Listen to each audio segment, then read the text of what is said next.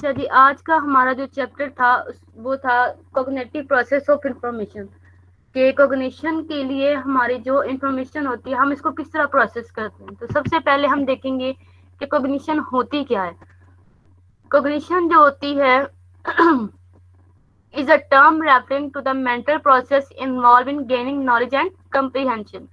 या दूसरे लफ्जों में हम ये कह देते हैं cognitive process include thinking, knowing, remembering, judging and problem solving. यानी इसके अंदर चीजें जो है कुछ प्रोसेस के अंदर जो शामिल है वो थिंकिंग है, नोइंग है, रिमेम्बरिंग है, जजिंग एंड प्रॉब्लम सॉल्विंग है। उसके बाद इसके कुछ फंक्शन होते हैं ब्रेन के कॉग्निशन के अंदर, ब्रेन के अंदर, जिसको हम कह देते हैं कि लैंग्वेज है, इमेजिनेशन है, परसेप्शन है या प्लानिंग है। फिर हम कहते हैं कि cognitive process use existing knowledge and generate new knowledge. आप लोगों ने इंटेलिजेंस के साथ लफ्ज सुना होगा कि इन दोनों के दरमियान डिफरेंस क्या होता है। कॉग्निशन जो होता है वो हमारी थॉट्स होती हैं, हमारा प्रोसेस ऑफ एक्टिविटीज होती है, या हमारी एक्टिविटीज ऑफ माइंड होती है कि हम जिसमें अपना प्रीवियस नॉलेज या उसके साथ प्रीवियस नॉलेज के साथ एग्जिस्टिंग नॉलेज को रिलेट करके अपने प्रॉब्लम्स को सॉल्व करते हैं। या हम ये कह देते हैं कि it includes all types of mental processes such as attending, thinking, visualization या visualizing, imagining, creating and problem solving. फिर हम बात करते हैं कॉग्निटिव प्रोसेस ऑफ इंफॉर्मेशन के अंदर कौन कौन सी चीजें शामिल हैं। सबसे पहले हम कहते हैं कि हमारा ब्रेन शामिल होता है इसके अंदर, या इसकी जब हम अप्रोचेस की या थ्योरीज की बात करते हैं तो उसमें पियाजे की थ्योरी ऑफ कॉग्निटिव डेवलपमेंट है और वैगोस्की की थ्योरी है, ठीक है, जो कॉग्निशन की डेवलपमेंट के अंदर मेन फोकस है जिनका। इसके बाद हम ये कह देते हैं ब्रेन किस तरह से हमारी कॉग्निशन पर काम करता है। Until recently, little was known about how the brain changes as little children develop. Not long ago, scientists thought that genes determine how children's brains are wired. Whatever brain heredity that them children were essentially stuck with. यानी इसमें हम ये कह सकते हैं कि जो हमारा ब्रेन होता है हमारी एक्टिविटीज को, हमारे जो प्रॉब्लम सॉल्विंग है, हमारी इमेजिनेशन है, हमारी थिंकिंग है, हमारा नॉलेज है, हर चीज को कंट्रोल करता है। देन रिजल्ट में हम अपनी प्रॉब्लम्स को सॉल्व कर लेते हैं। उसके बाद हम ये कहते हैं कि पियाजे की थ्योरी ऑफ कॉग्निटिव डेवलपमेंट क्या है। क्योंकि जब हम कॉग्निटिव डेवलपमेंट की बात करते हैं तो हम कहते हैं कि वैसे तो हमारी काफी ज्यादा थ्योरीज दी गई, लेकिन जो सबसे दो मेन फोकस जिन पर किया जाता है वो पियाजे की और वाइगोस्की की थ्योरी है, जो कि कॉग्निटिव डेवलपमेंट की थ्योरी है। तो जब हम बात करते हैं पियाजे की थ्योरी की तो सबसे पहले हम ये कहते हैं कि पियाजे ने स्कीमास का कॉन्सेप्ट दिया। यहाँ हम थोड़ा सा इस चीज को देख लेते हैं। Piaget said that as the child seeks to construct an understanding of the world, the developing brain creates schemas. These are actions or mental representations that organize knowledge. यानी स्कीमा जो है वो एक ऐसा मेंटल रिप्रेजेंटेशन होता है जो knowledge को ऑर्गेनाइज करता है। अच्छा, इसमें यह है कि पियाजे की जो थ्योरी है उसमें दो मेन स्कीमाज होते हैं। एक तो बिहेवियरल स्कीमाज है जिसमें फिजिकल एक्टिविटीज होती हैं, और दूसरा मेंटल स्कीमाज होता है जिसमें हमारी कॉग्निटिव एक्टिविटीज होती हैं। Both are developed in childhood. ये दोनों जो है हमारे स्कीमाज बचपन में, हमारे चाइल्डहुड में, हमारी इन्फेंसी, अर्ली स्टेज या अर्ली चाइल्डहुड में डेवलप हो जाते हैं। उसकी हम ये मिसाल दे सकते हैं कि कॉग्निटिव स्ट्रक्चर के अंदर when human baby have some reflexes, for example sucking, looking, reasoning, grasping, यानी ये सारी एबिलिटीज जो होती हैं इसको वो स्कीमास के अंदर वो उसकी जाती हैं। बिहेवियरल स्कीमास होते हैं, मेंटल स्कीमास होते हैं, वो इनकलकेट होती रहती हैं उनमें। उसके बाद हम कहते हैं कि इन स्कीमास को बच्चे जो हैं वो किस तरह से यूज करते हैं या अडॉप्ट करते हैं। यहाँ पे इन्होंने तीन तरह के स्कीमास का जिक्र किया। सबसे पहले हमने पढ़ा था एसिमिलेशन का स्कीमा। एसिमिलेशन में क्या होता है, it occurs when children incorporate new information into their existing schemas.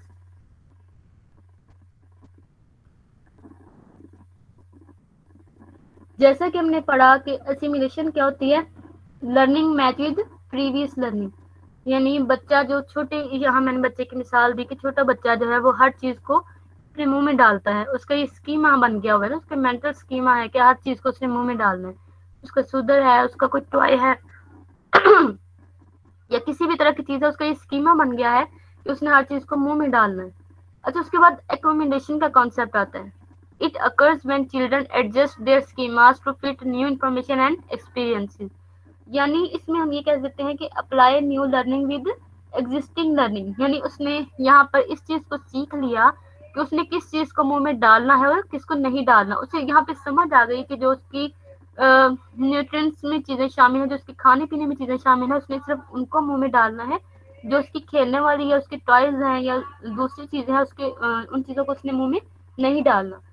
उसके बाद यहाँ पे तीसरा जो कॉन्सेप्ट है वो इक्विलिब्रियम का है कि इक्विलिब्रिएशन क्या होती है कि adjust and maintain relation between himself and environment.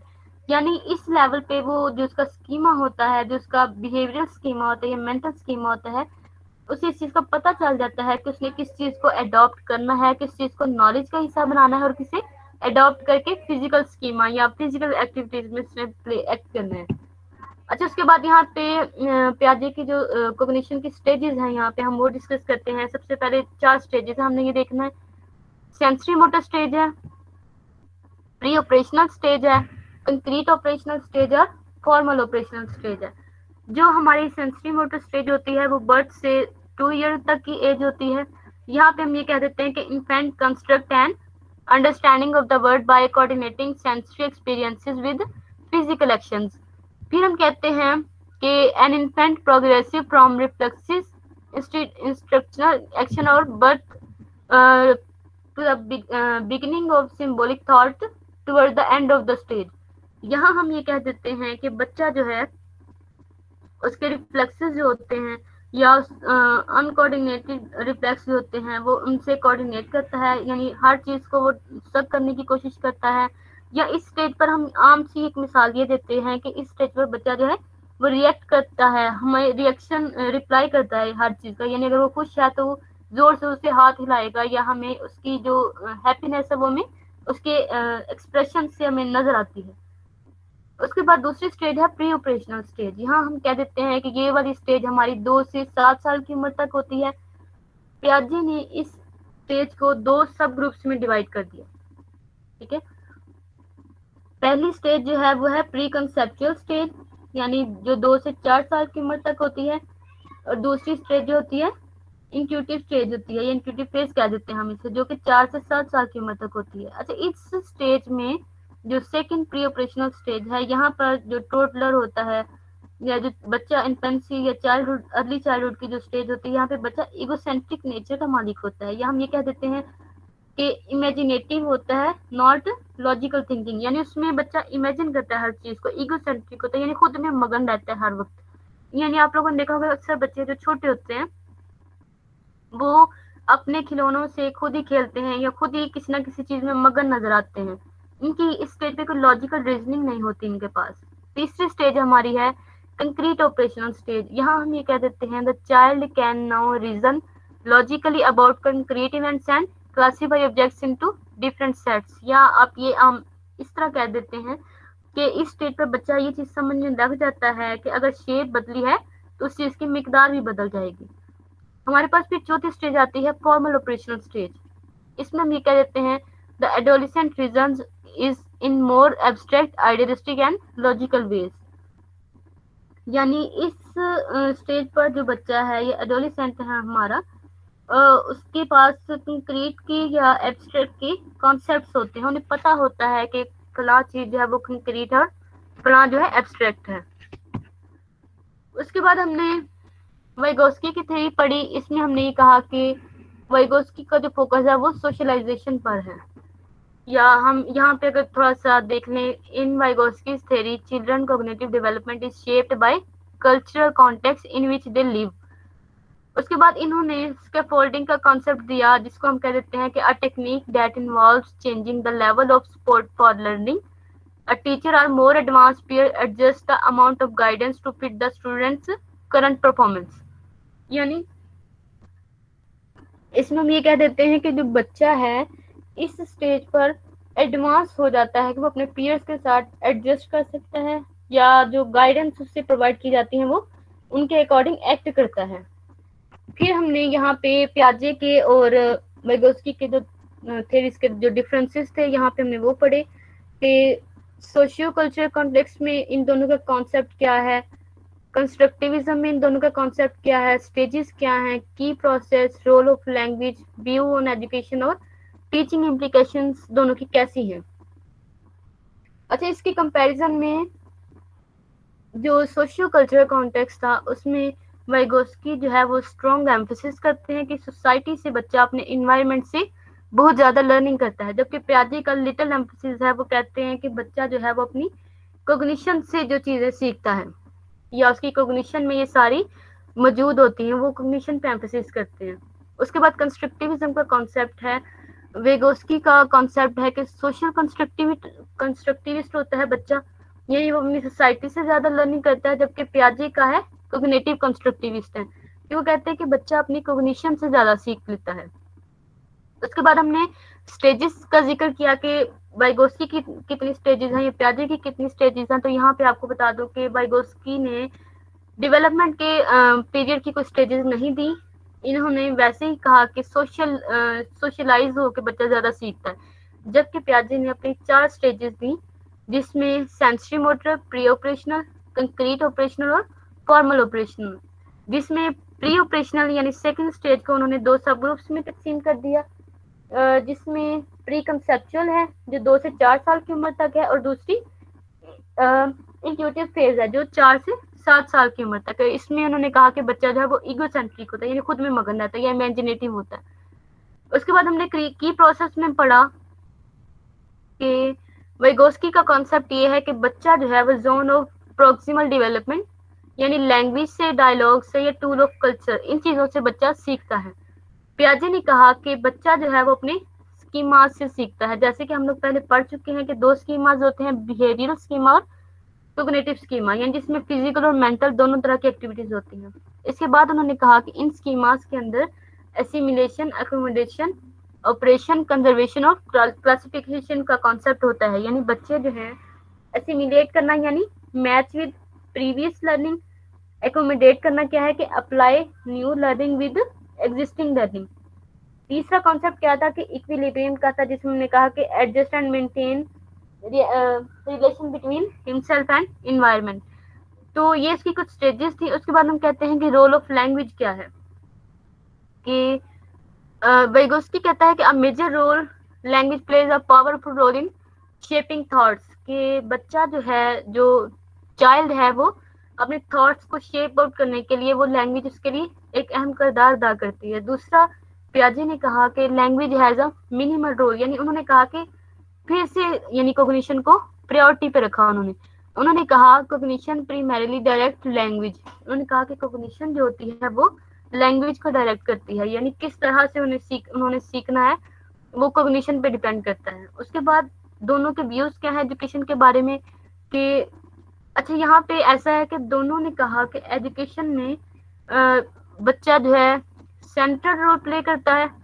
Vygotsky ने कहा कि helping children learn the tools of culture, यानी वाइगोस्की के अकॉर्डिंग जो बच्चा है वो तालीम में ये सीखता है कि उसने कल्चर में किस तरह से अपना पार्ट प्ले करना है, या किस तरह से कल्चर को सीखना है, या कह सकते हैं कि किस तरह पार्टिसिपेट करना है। जबकि प्याजे ने कहा कि education merely defines the child's cognitive skill that have already emerged, यानी बच्चे में वो स्किल्स इमर्ज करता है जो उसके अंदर कॉग्निशन में पहले ही होती हैं, एजुकेशन सिर्फ उनको रिफाइन करता है। फिर कहा कि टीचिंग इम्प्लीकेशंस कैसे हैं, दोनों ने इसमें ये बात कही, जो दोनों का सिमिलर कॉन्सेप्ट था। दोनों ने कहा कि teacher is a facilitator and guide not a director, यानी टीचर सिर्फ बच्चों को फैसिलिटेट करता है, गाइड करता है, उनका मेंटोर होता है, उन्हें सिर्फ बताता है कि आपने किस तरह से मंजिल पर जाना है, बल्कि उन्हें हाथ पकड़कर डायरेक्ट नहीं करता कि आप वहां पर जाओ, ये करो या वो करो। यहाँ मैंने आपको एक आम सी मिसाल दी थी कि जिस तरह आप लोगों को अगर प्रोजेक्ट को दिया जाता है या कोई प्रेजेंटेशन आपकी जैसे होती हैं, तो टीचर आपको सिर्फ गाइड करेंगे, फैसिलिटेट करेंगे कि आपको नॉलेज कहाँ से मिलेगा, इस तरह का नॉलेज कहाँ से लोगे आप, या किस तरह से प्रेजेंटेशन बनानी है आपने, वो आपको डायरेक्ट नहीं करेगा कि इस बुक में देखो ये मटेरियल मिलेगा, उस बुक में देखो ये मिलेगा, या इस तरह से आपने पावर पॉइंट्स बनानी है। वो आपको सिर्फ डायरेक्ट नहीं करेगा बल्कि फैसिलिटेट और गाइड करेगा। उसके बाद हमने मेमोरी और इसकी टाइप्स पढ़ी थी। मेमोरी में हमने 3 मेन मेमोरी की टाइप्स पढ़ी थी, जिसमें हमने कहा था कि सेंसरी मेमोरी होती है, दूसरी शॉर्ट टर्म मेमोरी होती है और तीसरी लॉन्ग टर्म मेमोरी होती है। जो हमारी शॉर्ट टर्म मेमोरी होती है उसे हम वर्किंग मेमोरी कहते हैं, और जो लॉन्ग टर्म होती है उसे लाइफ टाइम मेमोरी कहते हैं। ये हमें लाइफ के पूरे इवेंट्स जो होते हैं वो याद रहते हैं। जो हमारी लॉन्ग टर्म मेमोरी थी उसमें हमने फर्दर इसको कुछ और टाइप्स में डिवाइड कर दिया, एक्सप्लिसिट में, इम्प्लिसिट में। और एक्सप्लिसिट जो थी उसे हमने डिक्लेरेटिव मेमोरी में कर दिया, और उसके बाद डिक्लेरेटिव को एपिसोडिक और सिमेंटिक में कर दिया। इट मीन्स कि हमने कॉन्शियसनेस को देखा कि कौन से हमारे फैक्ट्स हैं, ये कौन से हमारे इवेंट्स हैं, उनके जो एक्सपीरियंसेस होते हैं हमारी, वो सारी उस मेमोरी होती है, एपिसोडिक या सिमेंटिक होती है। दूसरी लॉन्ग टर्म में हमने पढ़ा इम्प्लिसिट मेमोरी होती है, उसमें सिर्फ एक होती है प्रोसीजरल मेमोरी, यानी स्किल्स हैं या हमारे कोई टास्क हैं कि हमने कौन सी स्किल को किस टास्क के लिए यूज करना है, ये किस तरह के टास्क को फुलफिल करने के लिए हमने किस तरह का मेमोरी को या किस तरह की स्किल्स को, हमारे जो प्रीवियस हमारा नॉलेज है उसको किस तरह से हमने यूज करना है। उसके बाद यहाँ पे कुछ हमने मेथड्स पढ़े थे कि मेमोरी को किस तरह से हम इम्प्रूव कर सकते हैं। सबसे पहले ये है कि फोकस करना, यानी अपनी पूरी अटेंशन के साथ, फोकस योर अटेंशन, यानी किसी भी चीज को जब आपने मेमोराइज करना है तो आपको सबसे पहले अटेंटिव होना पड़ेगा। आपको दूसरी चीजों को ज़हन से निकाल के उस चीज को स्पेसिफिकली आप अटेंटिव होकर उस चीज को देखते हो कि हाँ भाई इसमें ये चीजें शामिल हैं। दूसरा है अवॉइड क्रैमिंग, यानी क्रैमिंग नहीं करनी, रट्टा नहीं लगाना आपने। किसी भी चीज को मेमोराइज करने का सबसे आसान तरीका ये है कि आप उस चीज को सामने रखो। अगर कोई आपके नोट्स हैं या कोई बुक का किसी का टॉपिक है तो आप 2 से 3 दफा उसको रीड करो, लाउडर आवाज में, ठीक है, ऊंची आवाज में रीड करो। आपको उस चीज को देखो, जब आप 5 सेंसेस यूज करके किसी चीज को अटेंटिव हो के, फोकस्ड हो के किसी चीज को याद करते हो तो वो आपकी मेमोरी का हिस्सा बन जाता है। यानी आप 5 सेंसेस कैसे यूज कर सकते हो, आप हैंड्स ऑन एक्टिविटी कर सकते हो, आप उस चीज को देख रहे हो यानी अपनी साइट यूज कर रहे हो, आप उस चीज को बोल रहे हो यानी अपनी टंग यूज कर रहे हो, यानी इस तरह आप 5 सेंसेस को यूज करते हुए उस चीज को मेमोराइज करते हैं। देन है स्ट्रक्चर एंड ऑर्गेनाइज, यानी आपने उस चीज को पूरे स्ट्रक्चर्ड और ऑर्गेनाइज तरीके से लेके चलना है। ऐसा नहीं है कि अगर मैं आपको कहूँ कि प्याजे की थ्योरी में आप जो है वो बताएं मुझे कि चौथी स्टेज क्या थी या उसके नाम बताएं, तो आप सबसे पहले क्या करेंगे कि उस स्टेजेस के नाम तरतीब से लिखेंगे। देन आप बताएंगे कि फलां स्टेज में क्या था, उसका स्ट्रक्चर देंगे कि इसमें आगे से इस तरह डिवाइड किया या इसमें ये कॉन्सेप्ट्स थे। दूसरा होता है यूटिलाइज करना निमोनिकल डिवाइसेस को, यानी यहाँ मैंने आपको मिसाल दी थी कि हम निमोनिक्स बनाते हैं, जैसे मैट्रिक में हम लोग पीरियोडिक टेबल के निमोनिक्स बनाते हैं ताकि बच्चों को याद हो जाए ना सारे। और उसके बाद हम जो फार्मूलाज होते हैं हमारे केमिस्ट्री में, हम उनके निमोनिक्स बनाते हैं ताकि हमें वो चीजें याद हो जाए। फिर पांचवा हमारा कॉन्सेप्ट था कि इलेबोरेट एंड रिहर्स, यानी उन चीजों को हम इलेबोरेट करते हैं कि कौन सी चीज कैसे है और उसको रिहर्स करते हैं, यानी उसकी हम रिहर्सल करते हैं, उसको बार बार उस चीज को पढ़ते रहते हैं, उसकी प्रैक्टिस करते रहते हैं। उसके बाद है विजुअलाइज करना, यानी उन कॉन्सेप्ट्स को हमने किस तरह से विजुअलाइज करना है वो हमारी मेमोरी का हिस्सा बन जाए। देन है रिलेट, यानी relate new information two things you already know, यानी उन चीजों, नई इन्फॉर्मेशन को उनसे रिलेट करना है जो आप पहले से जानते हैं। यहाँ मैंने आपको मिसाल दी थी कि जैसे अक्सर बच्चे जो हैं वो मैट्रिक में या इंटरमीडिएट में आर्ट्स जो बच्चे पढ़ के आए हैं उन्होंने नफ्सियात यानी साइकोलॉजी के अंदर ये पियाजे की थ्योरीज के कॉन्सेप्ट्स या उसके स्टेजेस जो है वो पढ़ी होंगी। अब यहाँ पर वो क्या करेंगे कि फर्दर उन थ्योरीज या उन स्टेजेस की जो इलेबोरेशन पढ़े ना, तो आप लोग एग्जिस्टिंग नॉलेज को न्यू इन्फॉर्मेशन के साथ मर्ज कर दोगे और ऑलरेडी नोन के साथ आप न्यू इन्फॉर्मेशन को मर्ज कर दोगे, रिलेट कर दोगे। फिर इस तरह वो आपकी मेमोरी का हिस्सा बन जाती है, ये इसे इम्प्रूव करती है। फिर लास्ट यहाँ पे पॉइंट था कि रीड आउट करना, यानी मेमोराइज करने के लिए आपको ऑब्वियसली इस चीज को रीड आउट करना पड़ता है। आप 2 से 3 दफा उसको रीड आउट करते हैं ऊंची आवाज में, यानी लाउडली आपने इस चीज को रीड आउट करना है 2 से 3 दफा, ताकि वो आपकी सेंसेस के थ्रू आपकी मेमोरी का हिस्सा बन गए। फिर हमने पढ़ा था कि फॉरगेटिंग क्या होती है। अकॉर्डिंग टू मुन हमने मैम कहा, जी बच्चे। मैम अभी आपने बताया ना कि हम लोगों ने रिलेट करना है चीजों को, न्यू जी इंफॉर्मेशन को उसके साथ, जी ओल्ड जी। के साथ। तो इसमें हम जीन पियाजे का जो उसका टाइप्स थी, जैसे कि एसिमिलेशन, अकोमोडेशन एंड इक्विलिब्रियम, तो हम इसको अकोमोडेशन के साथ लिंक कर सकते हैं रिलेट करने को। हाँ, यानी हम्म, आपने वो कॉन्सेप्ट्स पहले पढ़े हुए हैं। यहाँ पर आपने, यानी पहले आप ये कह सकते हैं कि आपने इन चीजों के नाम पढ़े होंगे, या एक एक लाइन में आप लोगों ने उस चीज को पढ़ा होगा। यहाँ आपने क्या किया कि अपने आपको एक पैराग्राफ मिल गया या उस टाइप्स की इलेबोरेशन या एक्सप्लेनेशन मिल गई, तो आपने उन पुराने जो 4 पिछला प्रीवियस आपका नॉलेज था उसमें आपने 4 नाम पढ़े थे सिर्फ, यहाँ पर आपने क्या किया यस। उनके नाम के साथ आपको एक्सप्लेनेशन मिल गई, यानी आपका रिलेट हो गया पुराने एक्सपीरियंस के साथ। ठीक है, आपकी न्यू इन्फॉर्मेशन इनहेंस हो गई, आपकी मेमोरी का हिस्सा बन गई। ओके मैम उसके जी। बाद हमने फॉरगेटिंग का कॉन्सेप्ट पढ़ा था कि फॉरगेटिंग क्या होती है। फॉरगेटिंग इज द लॉस, होता है टेम्परेरी हो या permanent, of the ability to recall और recognise something learned earlier.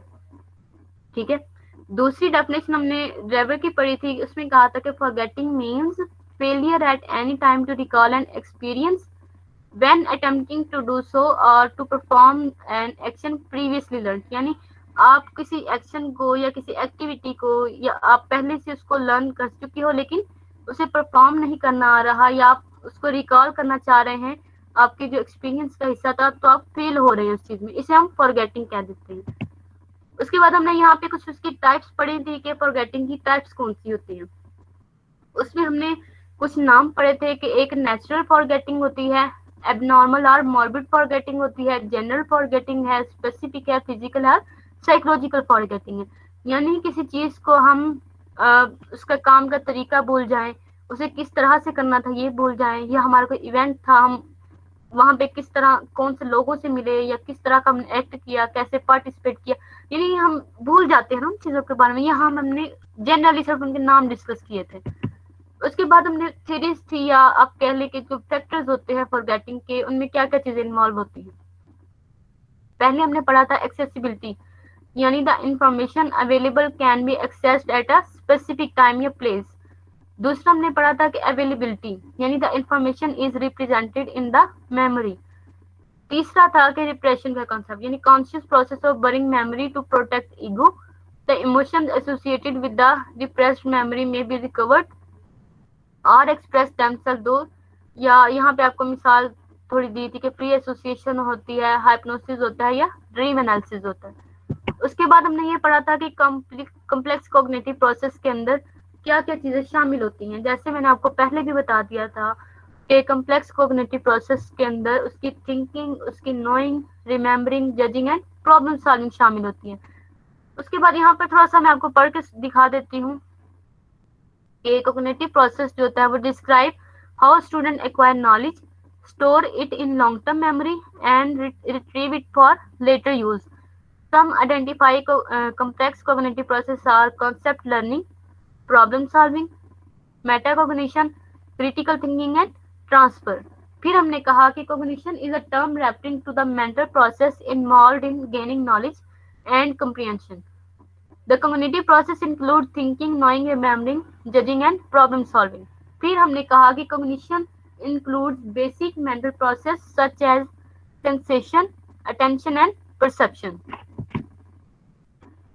Last में हमारा जो लास्ट हेडिंग था उसमें कहा कि ट्रांसफर ऑफ लर्निंग कैसे होता है। इसमें हमने पहले तो देखा कि ऑब्वियसली जो चीज हमारी मेमोरी में होती है वही हमारी प्रेजेंट में ट्रांसफर होती है, या हमारे इंफॉर्मेशन में वो इंक्लूड होती रहती है। तो इसमें हमने लर्निंग के 2 टाइप्स देखी थी, एक विकेरियस लर्निंग होती है और इनएक्टिव लर्निंग होती है। विकेरियस क्या होती है? The process of learning by observing the consequences of another's action and adjusting behavior accordingly। यानी हमने यहाँ पे ये डिस्कस किया था कि हम दूसरों के consequences को, दूसरों के actions के consequences को देखते हुए अपने behavior को उसके अकॉर्डिंग चेंज कर लेते हैं। फिर मैंने कहा था कि इनएक्टिव लर्निंग क्या होती है कि learning by experiencing the consequences of own one's own actions, यानी उसके जो अपनी एक्शन से या अपने एक्सपीरियंसेस से जो लर्निंग हुई थी या जो कॉन्सिक्वेंसेस हुए थे, उसकी बिना पर हम जो लर्निंग करते हैं वो हमारी इनएक्टिव लर्निंग हो जाती है। यहाँ पर मैंने आपको थोड़ी सी मिसाल दी थी कि जैसे हम लोग बचपन में हमारा डिसिप्लिनरी इशू होता था तो हम लोग